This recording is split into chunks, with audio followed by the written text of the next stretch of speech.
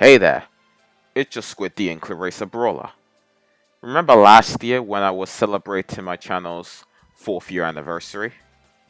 There was a big project I was supposed to make but never got to release it. Well, given what day it is today and the title of this video, I will be discussing my new opinions on my top 5 best and worst Sonic games, which I made 4 years ago when my channel was only a year old.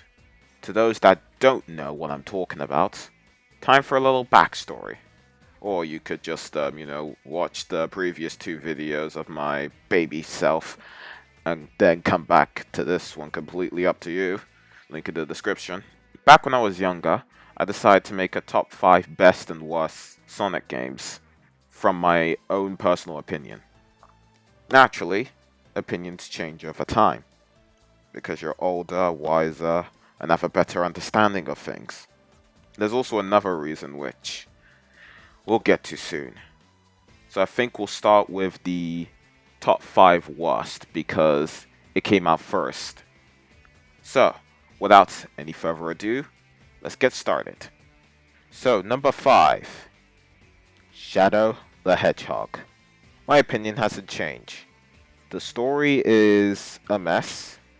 The gameplay is literally Sonic Heroes, but you play as Shadow for the entire game with his gun. All 10 of the endings are rendered pointless because in the last story, Shadow puts his past behind him and defeats Black Doom. So yeah, the game is bad, and it ruins my favorite character in the franchise.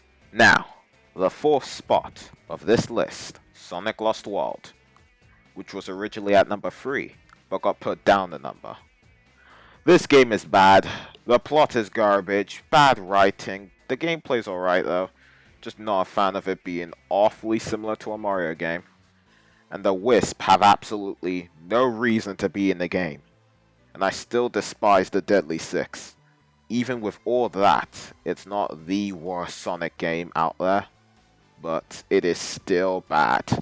Although, this game is terrible, this next one is far worse, far worse. Number 3, Sonic Forces. Where do I begin? So, the custom character is good. He/she has the best gameplay in the whole entire game. However, the story is disappointing. The gameplay of modern Sonic is as automated as a Temple Run game. The writing is god-awful, no surprise. The final boss is very underwhelming. And oh boy, my favorite character in the game. If you've seen my Let's Play, you already know. Classic Sonic. Who has zero reason to be involved in this game other than Mania. His gameplay and physics are just absolutely awful. He even feels heavier than he ever did in Mania and Generations. Just look at this. Try to hobit the missiles. What? And I just played the... What? Huh? Ah! Tails is worse here than he was in Lost World, crying for Sonic's help when Tails himself beat Chaos 4. Again, he beat Chaos 4, folks. He went from being a little nuisance in Lost World for absolutely no reason to be an absolute follower in Forces. Brilliant character arc, 10 out of 10. Excellent job to writers that knew nothing of this franchise. Excellent job.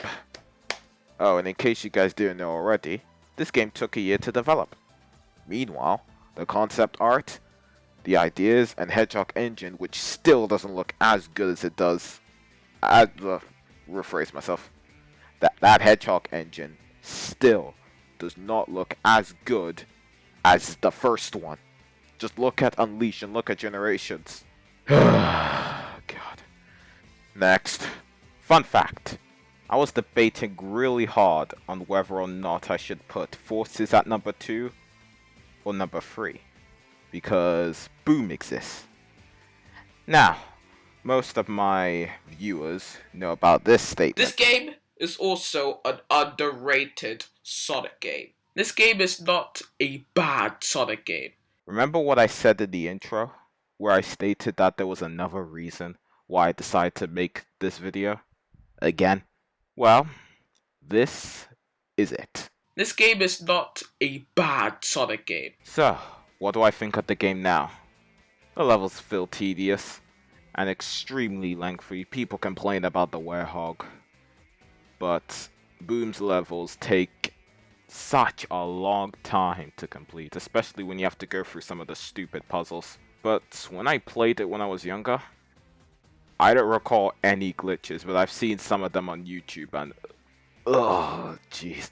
With Boom, it had a lot of problems behind the scene. Sega demanded so much from Big Red Button to the point where it caused them to be bankrupt. If you know the rest of the story, it is atrocious. Also, I recommend a video from a person called Channel Pup, where he talks about Sonic Boom. It's a video called 5 times where Sega made mistakes or something like that. I'll link the video in the description when I find it. But yes, Sonic Boom, Rise of Lyric, number 2 on this list. Before we discuss number 1 on this list, I just want to quickly talk about Sonic and the Secret Rings, which was on this list back in the original video. Okay, this game was bad, but the other games on my new top 5 are way worse than this game. Oh my gosh, the main theme. No, don't play it, goddammit. The main theme of the game isn't that bad either. Shut up, 14-year-old me. Now, finally, the number 1 spot is Sonic Adventure 3. I mean, Sonic 06, which I don't think I need to explain why this is still at number 1. Okay, now it's time to do my top 5 best Sonic games.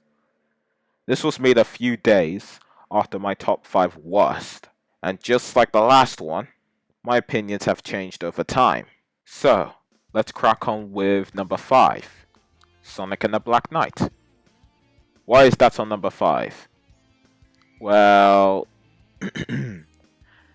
great story, great gameplay, excellent music. Sonic wielding a sword is much more badass than Shadow wielding a gun, and 1,000 times better than Secret Rings.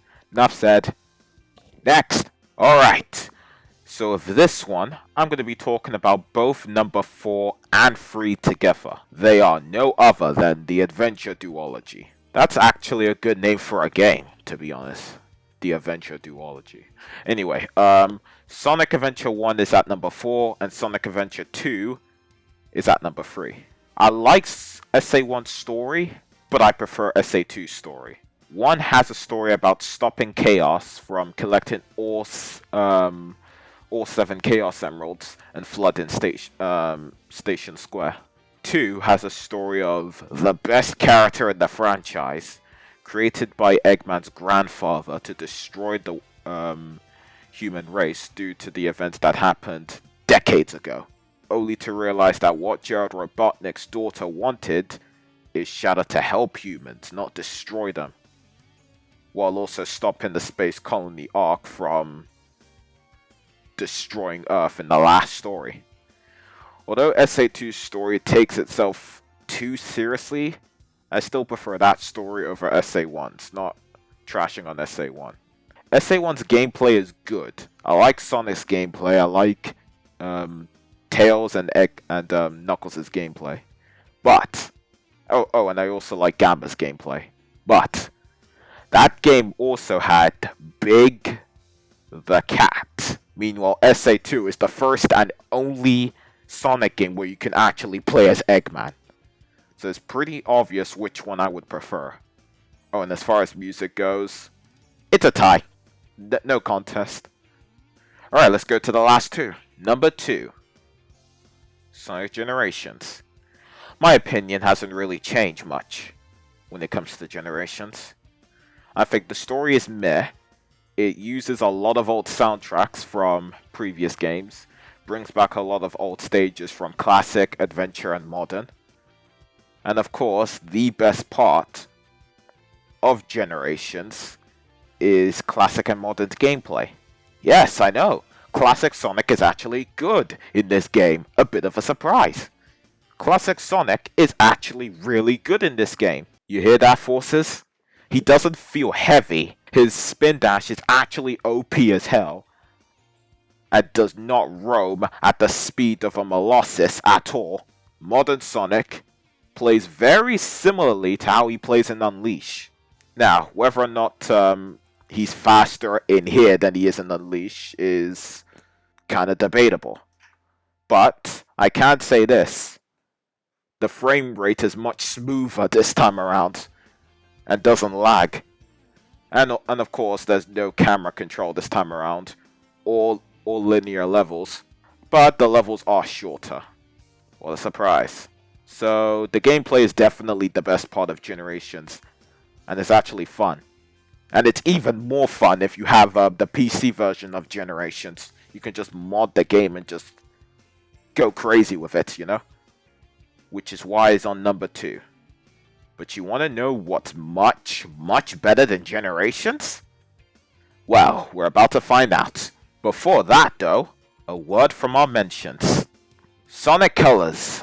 Over time, despite it being my first Sonic game, I personally thought the game wasn't as good as I remember it.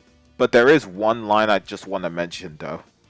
No copyright law in the universe is gonna stop me. It's the only Pontac and Graph line that I still like after all this time, and it's even more ironic considering, you know, YouTube. Oh yeah, the old number 3 spot, Sonic Heroes. I don't know why I put Heroes above SA2. I do not know why I put Heroes above SA2 when I was younger. Not that Heroes is bad, but the Adventure Duology is much better. Alright, now let's talk about the number 1 spot. And I kind of feel like it's a bit obvious what's number 1. So, the best Sonic game, in my humblest opinion, is Sonic Unleash. And I do not need to explain why, because A, my opinion has not changed 4 years later, and B, a lot of my reasonings are just plain obvious. So, best Sonic game. Enough said. The Werehog is great. And there you have it. That is it for my new opinions on my best and worst Sonic games. But before I go, I want to briefly talk about the 30th anniversary and the games that got announced so far. Man, Sonic is now 30. Feels like only yesterday where I played Sonic Colors back in 2010, 2011. Now here we are, 10 to 11 years later, waiting for the next Sonic game. Speaking of which, Sonic Colors Ultimate. It honestly looks worse than the original game on the Wii. As you guys already know, my opinion on Colors has changed since when I first played it up until now. It should have been Unleashed that got remastered, honestly. Not Colors. This game does, however, have some new features. For example, they're adding 2020 movie Sonic skin into the game. And a Metal Sonic boss fight? Not sure how any of that is going to work, but there you go. So, not much to say about Colors Ultimate, especially if you own the original game. Then there's Project Sonic 2022. Go Sonic Rangers! A new Sonic game after nearly 5 years. Ugh. I'm not going to talk too much about the leaks, but all we know at the moment is that it's going to take a bit of inspiration from Breath of the Wild. An open world Sonic game, which does sound interesting, but considering that it's Sonic Team making this game, I don't know about this one. Especially after Forces, it could be either the game that brings the series back on its feet, or it could be the final nail in the coffin for Sonic as a whole. I'm a bit skeptical about Rangers, folks. With that all being said, that is it for my first project for the 5th anniversary. So, thank you all so much for watching this video. Make sure, as always, you continue to like, comment, and subscribe. We still have 2 more projects for you guys, so keep your notifications turned on. And I'll see you guys in the next video. Peace.